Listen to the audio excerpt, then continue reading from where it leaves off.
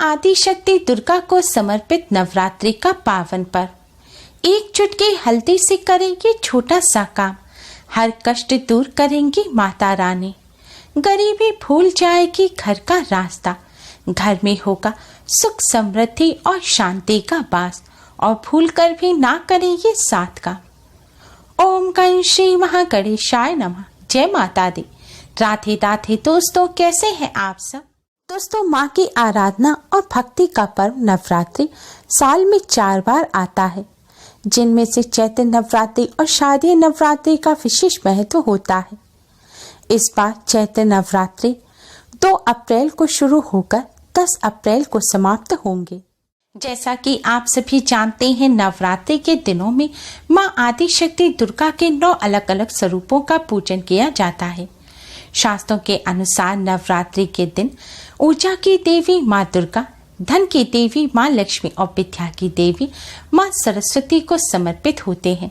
नवरात्रि के दिन माता रानी की कृपा प्राप्त करने के लिए बहुत ही खास माने जाते हैं।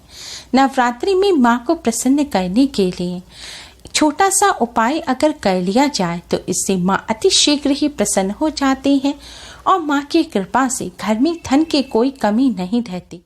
माँ अपने भक्तों के सभी कष्टों को दूर करती हैं और दुख दरिद्रता का नाश कर देती हैं। दोस्तों, आप सभी भी नवरात्रि के पावन पर्व में यह आसान सा उपाय अवश्य ही कर इससे लाभ प्राप्त करें। दोस्तों, उपाय सही प्रकार से करने के लिए वीडियो को एंड तक अवश्य ही देखें।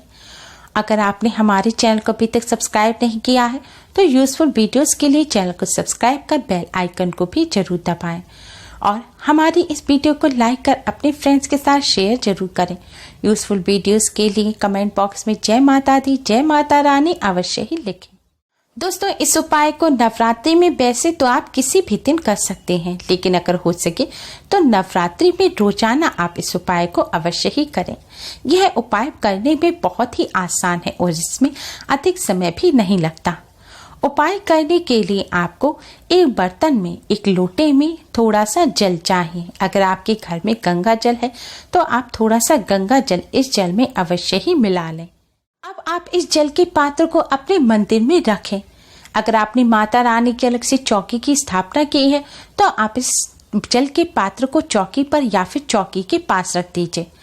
और दोस्तों, यह उपाय आपको प्रातः काल या संध्या काल जब भी आप माता रानी का पूजन करें अपनी सुविधा अनुसार उस समय कर सकते हैं। उपाय करने के लिए आपको अलग से दीपक जलाने की या भोग लगाने की आवश्यकता नहीं है। आप रोजाना के पूजन के समय, नवरात्रि का जो पूजन करते हैं उस समय बस आपको यह जल का पात्र अपने पूजन के दौरान भरकर रखना है। पूजन शुरू करने से पहले आपको एक कटोरी में थोड़ी सी साफ पिसी हुई हल्दी लेनी है और इस हल्दी में आपको इस लोटे में से शुद्ध जल डालकर इस हल्दी को पानी से गीला करके माता रानी को इस हल्दी से तिलक लगाना है। और तिलक लगाने के पश्चात उंगली पर जो हल्दी बचेगी उसे आपको इस हल्दी में मिला देना है और इस बची हुई सारी हल्दी को आपको इस जल के पात्र में डाल देना है। जल के पात्र में हल्दी डालने के पश्चात दोस्तों, अब आपको रोजाना का अपना नवरात्रि का माता रानी का पूजन करना है। पूजन के लिए रोजाना की तरह आप दीपक जलाकर सुगंधित धूप बत्ती जलाएं, माँ को फल मिष्ठान या फिर शक्कर बताशे का भोग लगाएं और फिर माँ का पूजन करें। नवरात्रि पूजन में सबसे विशेष होता है दुर्गा सप्तशती का पाठ करना।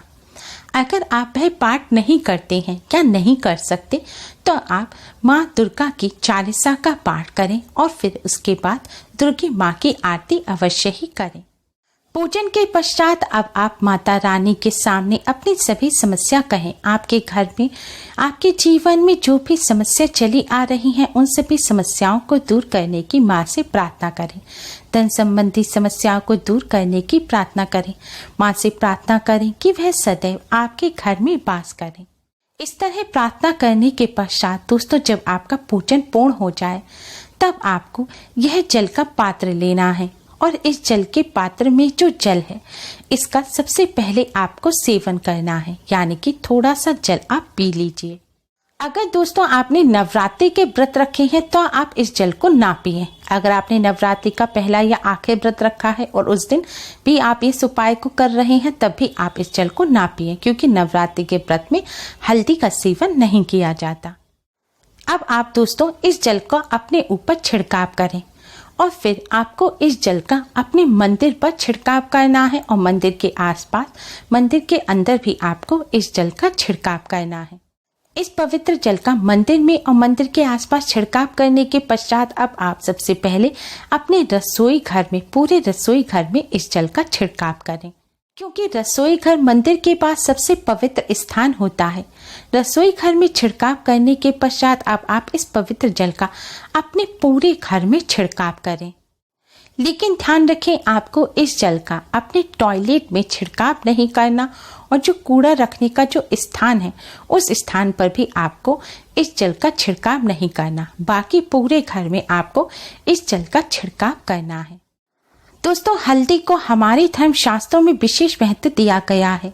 हल्दी नकारात्मक ऊर्जा को दूर करती है। हल्दी बहुत ही पवित्र मानी जाती है। हल्दी नजर दोष से भी छुटकारा दिलाती है, इसीलिए वर वधू को भी हल्दी लगाई जाती है और हर पूजन में भी हल्दी का इस्तेमाल किया जाता है। माता रानी को चढ़ाई हुई हल्दी जब आप इस जल में डालते हैं तो इस जल में माता रानी की भी शक्तियां आ जाती हैं। माता रानी के आशीर्वाद स्वरूप हल्दी मिले हुए इस जल का जब आप अपने पूरे घर में छिड़काव करेंगे तो इससे आपके घर का वातावरण पवित्र हो जाएगा। आपके घर में कोई नकारात्मक ऊर्जा होगी तो वह भी दूर हो जाएगी। किसी की बुरी नजर होगी तो वह भी हट जाएगी। दोस्तों, नकारात्मक ऊर्जा का हमारे जीवन पे बहुत बुरा असर पड़ता है। घर में अगर नकारात्मक ऊर्जा होती है उसकी वजह से घर में कोई ना कोई परेशानी बनी रहती है, रोग लगे रहते हैं, आलस्य रहता है, मन अशांत रहता है। इससे घर की साफ सफाई भी नहीं हो पाती। घर के लोगों को अधिक क्रोध आता है, इससे घर में लड़ाई अधिक होती है। और शास्त्रों में बताया गया है जिस घर में लड़ाई झगड़े होते हैं, अशांति होती है, सफाई नहीं रहती, वहां माँ लक्ष्मी का वास नहीं होता और जहां माँ लक्ष्मी का वास नहीं होता वहां धन संबंधी समस्या लगातार बनी रहती है।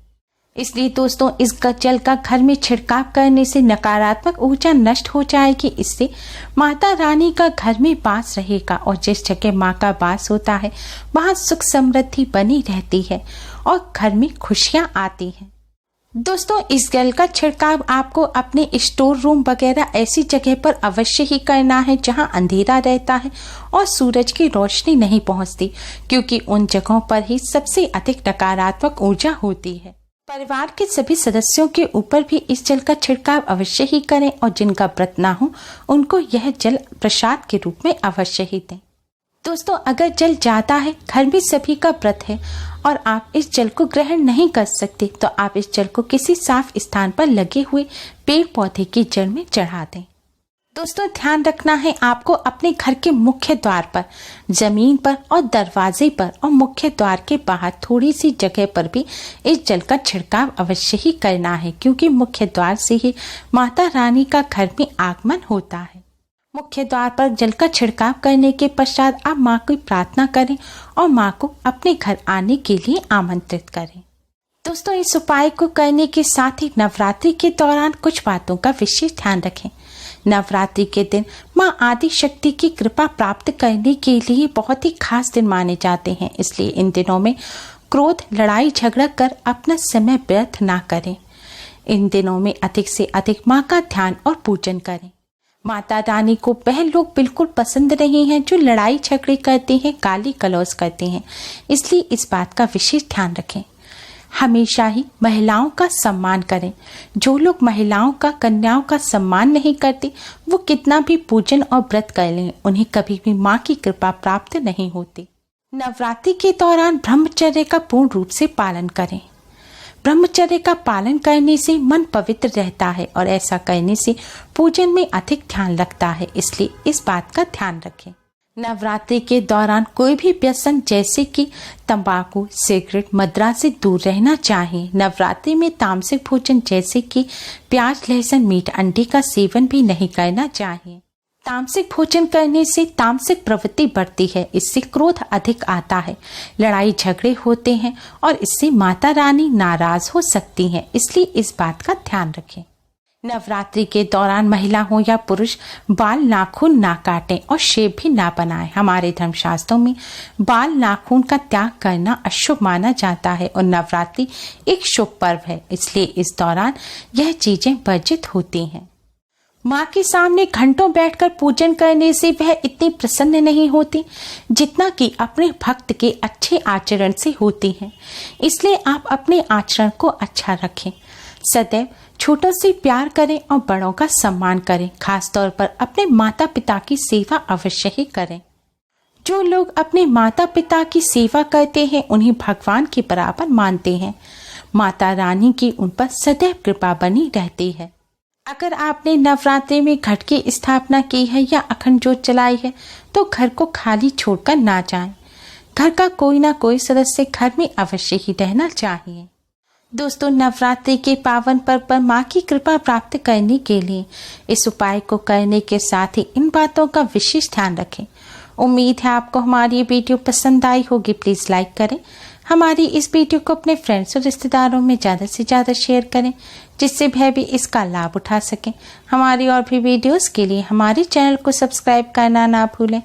Thanks for watching. Radhe Radhe, जय माता दी। दोस्तों, आप सभी को KST राधे कृष्ण श्रृंगार परिवार की तरफ से नवरात्रि पर्व की हार्दिक शुभकामनाएं।